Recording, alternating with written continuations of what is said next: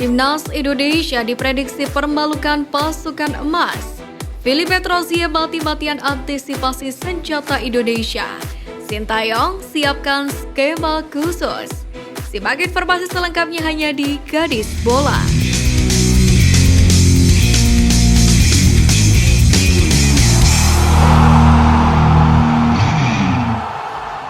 Ajang tebus dosa Sintayong, media Vietnam sebut Garuda berpotensi permalukan The Golden Star Warriors. Pertandingan antara Timnas Indonesia menghadapi Vietnam akan berlangsung di Abdullah bin Khalifa Stadium pada Jumat malam. Kedua kesebelasan sama-sama menelan kekalahan di laga perdana. Untuk itu, Bung Toel memprediksi Vietnam akan jadi lawan yang tepat bagi Timnas Indonesia di grup D ini, yakni untuk meraih 3 poin. Bahkan Bung Toel mengimbuhkan kemenangan dari Vietnam akan menjadi penghapusan dosa bagi Sintayong bersama Timnas Indonesia. Jadi kalau saya menilai bahwa sepertinya kemenangan lawan Vietnam akan diupayakan sedemikian rupa. Apalagi Vietnam kabarnya 10 pemain intinya cedera. Walaupun tetap kita nggak bisa anggap remeh. Tapi paling nggak ada celah, satu celah teknis. Jadi ini apa artinya? Jadi saya lihat Sintayong akan habis-habisan ambil 3 poin dari Vietnam sebagai bagian apa ya? Cuci dosa, kata Bung Toel. Menariknya jelang duel panas ini, media lokal Vietnam The Top 24/7 justru mengamini bahwa Timnas Indonesia memiliki celah untuk mempermalukan tim nasional negaranya di matchday kedua grup D Piala Asia 2023. The Top 24/7 mengatakan jika lengah sedikit saja maka Timnas Indonesia bakal menghukum Vietnam sekaligus menumbangkan mereka. Maka dari itu The Top 24/7 pun memperingatkan anak asuh Philippe Trozier untuk waspada. Sebab Timnas Indonesia merupakan lawan yang sulit ditaklukkan, kendati Vietnam lebih unggul secara statistik dalam beberapa pertemuan terakhir.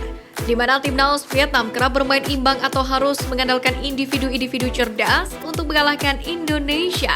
Maka dari itu tim Vietnam tidak bisa menguasai pertandingan sepenuhnya. The Top 24/7 pun juga menilai kini Timnas Indonesia mempunyai banyak senjata rahasia seperti kelincahan Yaakob Sayuri hingga lemparan jauh Pratama Arhan. Karena itu The Top 24/7 pun memperingatkan skuad The Golden Star Warriors untuk waspada. Maka dari itu duel ini pun diprediksi akan berjalan panas dan sengit sebab tim yang kalah di laga besok lusa hampir pasti langsung gugur dari Piala Asia 2023. Sebab tim tersebut telah merasakan kekalahan dari 2 pertandingan awal yang dijalani. Maka dari itu, keberadaan VAR alias Video Assistant Referee akan sangat bermanfaat untuk kedua tim nasional ini. Sebab keberadaan VAR jelas diharapkan bisa membuat jelajah pertandingan makin menarik dan jauh dari hal-hal yang berbau kontroversial.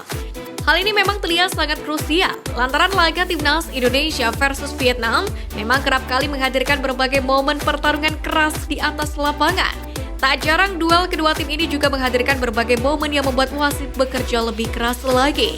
Entah itu perilaku mengulur waktu yang dilakukan tim yang sedang unggul, ataupun berbagai pelanggaran yang kerap kali luput dari penglihatan wasit.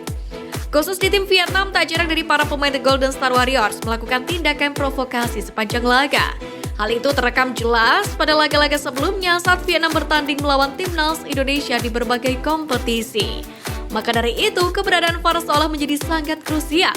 Namun demikian diharapkan pula pengadil lapangan juga bersikap suportif. Manuver laga kedua, rotasi Sintayong di Vietnam versus Timnas Indonesia. Pertama, Ramadan Sananta. Bila melihat performa di laga perdana, Rafael Struijk sejatinya kurang memuaskan sebagai ujung tombak. Ia mendapatkan sejumlah peluang bagus, namun tidak bisa mengeksekusi dengan baik.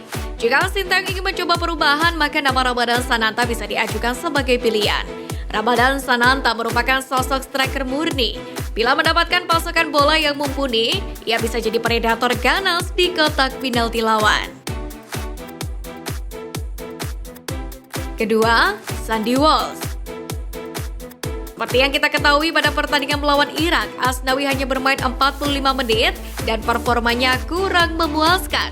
Di mana sang kapten memiliki andil dalam terjadinya gol kedua Irak yang dicetak oleh Osama Rashid. Pernah dimainkan Sintayong sebagai bek kanan gelandang bertahan juga bek tengah akan menjadi peluang Sandy Walsh untuk menggeser posisi Asnawi. Fleksibilitasnya memberikan opsi taktis kepada pelatih dan mengukuhkan posisinya sebagai pemain yang memberikan kontribusi dalam dinamika permainan tim. Apalagi lapangbola.com mencatat statistik moncer Sandy Walsh meski hanya bermain 8 menit di laga perdana kontra Irak kemarin.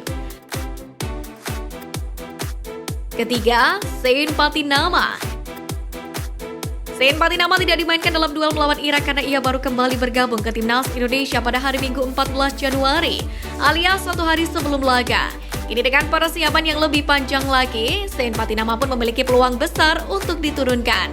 Zain akan mengisi posisi fullback kiri. Kehadiran Zain Patinama pun diharapkan bisa meningkatkan daya gedor Timnas Indonesia di sisi kanan pertahanan lawan. Bila Zain main, kemungkinan besar Pratama Arhan akan mengisi bangku cadangan. Disorot media Jepang, Vietnam berlatih keras halau senjata mematikan Timnas Indonesia. Beberapa waktu yang lalu lemparan ke dalam Pratama Arhan mendapatkan sorotan dari media Jepang, yang mana bek kiri Timnas Indonesia dianggap bisa merepotkan. Hal ini diasumsikan saat Arhan menunjukkan senjata mematikannya, yakni lemparan jarak jauh di awal pertandingan melawan Irak. Dari lemparan ke dalam itu sukses menciptakan kemelut di mulut gawang Irak hingga Marcelino mendapatkan peluang meskipun memang pada akhirnya gagal dikonversikan menjadi sebuah gol karena harus membentur mistar gawang. Aksi mantap pemain Tokyo Verdy Pratama Arhan melempar dengan kekuatan besar sangat menarik perhatian. Setelah lemparan itu, Marcelino Ferdinand mengambil bola rebound yang membentur mistar gawang. Tulis laman Football Zone. Nah, lemparan Pratama Arhan ini pun diwaspadai karena Jepang kebobolan dari Vietnam lewat 2 skema bola mati. Saat melawan Jepang, Vietnam mencetak gol dari sepak pojok dan tendangan bebas tidak langsung.